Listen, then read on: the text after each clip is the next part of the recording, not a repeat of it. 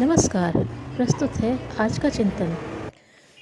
नाम था उसका फकीर चंद, परंतु धन का उसके पास कोई अभाव नहीं था। धन के साथ उसका मन भी निर्मल था। वे सदा ही लोगों की सहायतार्थ धन खर्च करते रहते थे।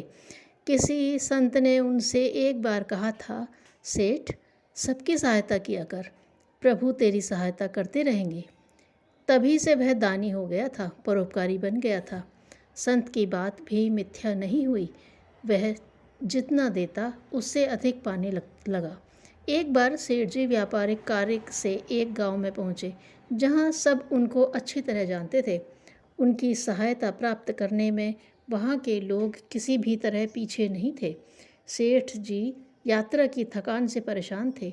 भूख भी उन्हें व्याकुल कर रही थी, लेकिन न उन्होंने अपने मुंह से कुछ कहा और न ही गांव वालों ने उनसे कुछ पूछा। सेठ जी को आशा थी कि गांव वाले उनकी आवभगत में पलखें बिछा देंगे, परंतु वे लोग ऐसा नहीं कर सके। सेठ जी घर लौटे तो इस बार वे काफ़ी उद्विग्न परेशान थे। बार बार यह प्रश्न उनके दिमाग को मथता रहा कि मैं सदा सबकी सहायता करता हूँ और वे सहायता प्राप्त करने वाले थोड़ा सा भी ऐसा नहीं मानते। यह कैसी स्थिति है?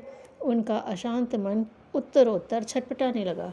दैवयोग से वही संत फिर उस गांव से गुजरे।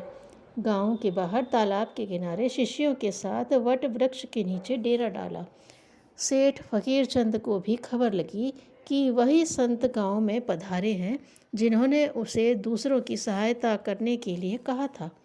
सेठ बेचैन तो था ही, तत्काल संत के दर्शनार्थ जा पहुंचा। संत शांत मुद्रा में बैठे थे।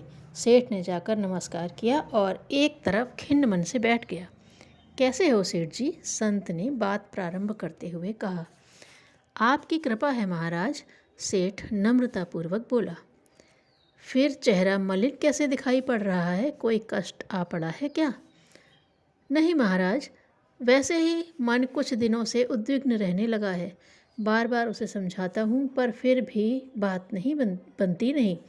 इसी के साथ सेठ ने सहायता करने से लेकर एहसान नहीं मानने तक की संपूर्ण व्यथा कथा कह डाली और बोला, महाराज, यह दुनिया एहसान फरामोश क्यों है?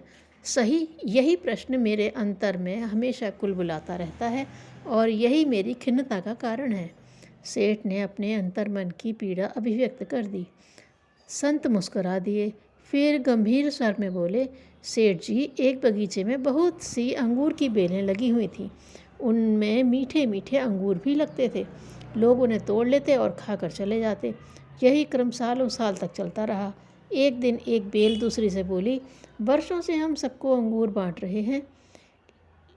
लोग स्वाद से खाते हैं और चले जाते हैं, परंतु कोई एहसान तक नहीं मानता, न कोई धन्यवाद ही देता है। ऐसा क्यों? हम कैसी अभागिनें हैं?